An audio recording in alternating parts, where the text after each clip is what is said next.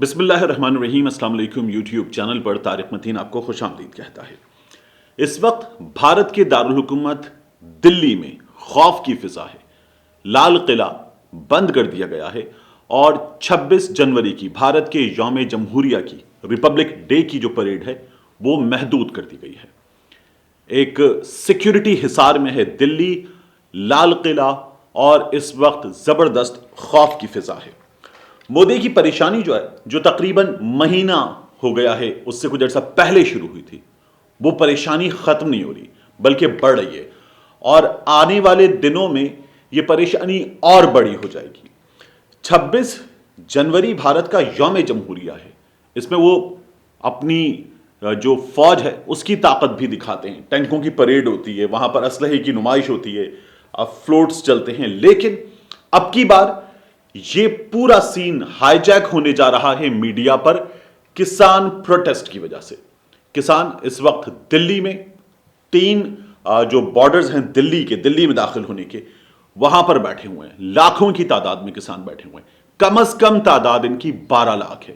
یہ تعداد بعض اندازوں کے مطابق 15 لاکھ کے قریب ہے، اور اب یہ تعداد بڑھ رہی ہے۔ پورے بھارت سے کسان ٹریکٹر لے کر دلی کی طرف آئے۔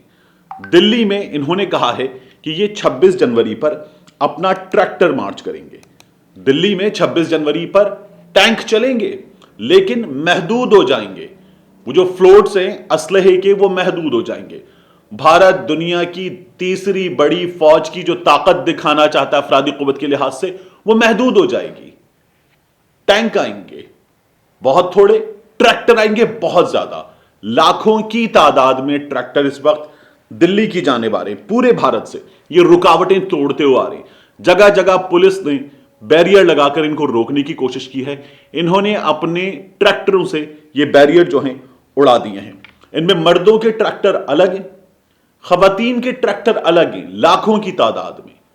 آپ ان کسان مظاہروں میں دیکھیں تو آپ کو بچے نظر آئیں گے، آپ کو بڑے نظر آئیں گے، آپ کو عورتیں نظر آئیں گی، بوڑھے نظر آئیں گے۔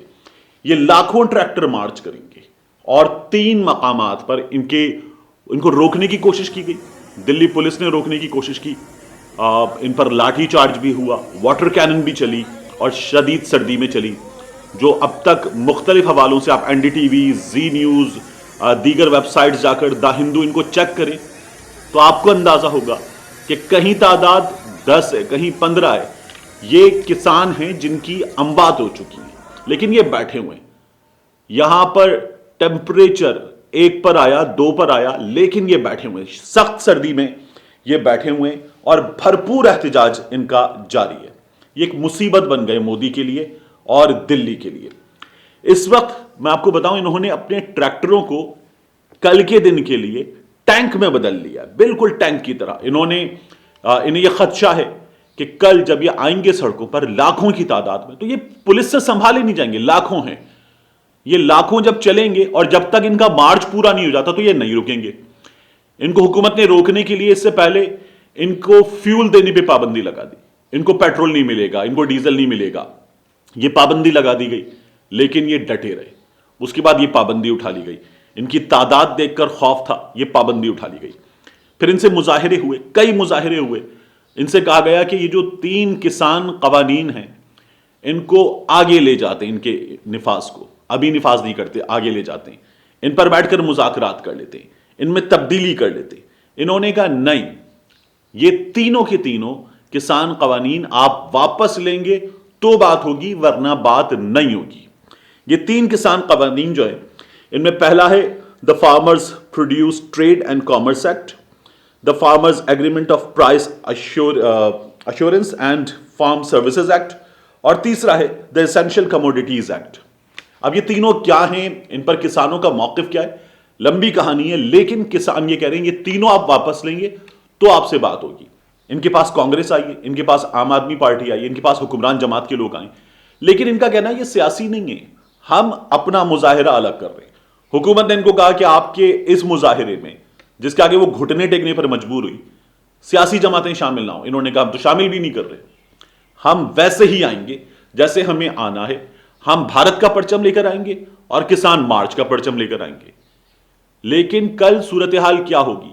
لاکھوں ٹریکٹر تو یہ پورے دن میں نہیں گزار پائیں گے. یہ تمام ٹریکٹر جو پورے بھارت سے آ رہے ہیں، اور صرف یہاں پر نہیں، پورے بھارت میں جگہ جگہ اس وقت جو ہے وہ مظاہرے ہو رہے ہیں، جب یہ گزار لیں گے، یہ ریلی ختم ہو جائے گی، تو پھر ان میں سے اکثریت یہیں بیٹھ جائے گی. یہ ٹکری بارڈر پر، غازی بارڈر پر، سنگھو بارڈر پر یہ بیٹھ جائیں گے، اور یہ تعداد 12 لاکھ سے زیادہ بڑھ جائے گی. اس صورتحال کا اس وقت نریندر مودی کو سامنا ہے. دوسری جانب جو ایک اور خبر ہے وہ ہے سکم سے آنے والی. میں نے ایک ہفتہ پہلے آپ کو اپنے ویلاگ میں بتایا تھا کہ سکم جو ہے وہاں پر بھی محاذ کھڑا ہونے والا ہے. یہ خبریں آ رہی تھیں اور اب وہاں پر لڑائی ہوئی ہے. چین کی اور بھارتی فوج کے درمیان لڑائی ہوئی ہے، بالکل ویسی جیسے گلوان میں لڑائی ہوئی تھی. یہاں پر بھی ہاتھوں پیروں سے لڑائی ہوئی ہے، اور یہ لڑائی 3 روز پہلے ہوئی ہے. اب بتایا جا رہا ہے گلوان میں بھی یہی ہوا تھا کہ پہلے لڑائی کے بارے میں نہیں بتایا گیا تھا، پھر بتایا گیا لڑائی ہوئی ہے، کچھ فوجی زخمی ہوئے ہیں، پھر بتایا گیا 3 فوجی مرے ہیں، پھر بتایا گیا 20 فوجی مرے ہیں. تو ابھی خبر یہ آ رہی ہے کہ لڑائی ہوئی ہے، چین کی اور بھارتی فوج کی ہاتھوں پیروں سے لڑائی ہوئی ہے، ہتھیار نہیں چلے، اور اس میں دونوں جانب سے فوجی زخمی ہوئے ہیں. یہ بھارت بتا رہا ہے. چین کی حکمت عملی وہی ہے، انہوں نے اب بھی اس بارے میں خبر بھی نہیں دی ہے، نمبرز بھی نہیں دیے. اب بھارت کی جانب سے ممکن ہے کہ آگے جا کر، یہ اچھی بات نہیں ہے کہ انسانی جانیں جائیں. جو مرتا ہے وہ کسی کا بیٹا ہوتا ہے، کسی کا باپ ہوتا ہے، کسی کا بھائی ہوتا ہے. لیکن ممکن ہے کہ آگے جا کر یہ خبریں آئیں کہ یہ یہاں پر جانی نقصان پھر اٹھا چکے، جیسے انہوں نے پہلے بھی جھوٹ بولا تھا. 3 دن بعد اب انہوں نے خبر دی ہے کہ لڑائی تو ہوئی ہے، اور یہ کہا جا رہا ہے وہاں پر صحافیوں کی جانب سے کہ معمولی لڑائی تھی. سکم میں یہ لڑائی ہوئی ہے. یہ اروناچل میں اپنے علاقے میں چین کی جانب سے افواج کی موجودگی سے انکار کر رہے تھے.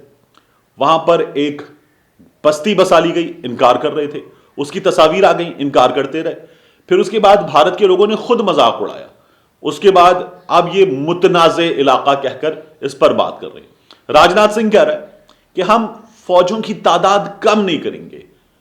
اس وقت -20 میں -25 میں وہاں پر فوجی موجود ہیں، انڈیا کے بڑے برے حال میں موجود ہیں. چین نے بڑے زبردست انتظامات کیے اپنے فوجیوں کے لیے. ان حالات میں یہ پھر پٹنے کے لیے اپنے فوجیوں کو لے گئے، اور چین جہاں جہاں کہہ رہا تھا کہ یہ ہماری ٹیریٹری ہے، ہمارا علاقہ ہے، ہم لیں گے، وہاں چین آ چکا ہے. وین جیاباؤ نے 2010 میں منموہن سنگھ سے ملاقات میں کہا تھا کہ ہم نے اروناچل کو آپ کا علاقہ کبھی تسلیم نہیں کیا، اور اب وہ جو کہتے ہیں وہ کر کے دکھا رہے ہیں. اور نریندر مودی کی حکومت جو ہے وہ اپنے شہریوں کو سچ بھی نہیں بتا پا رہی ہے. ملتے ہیں آپ سے اگلے ویلاگ میں.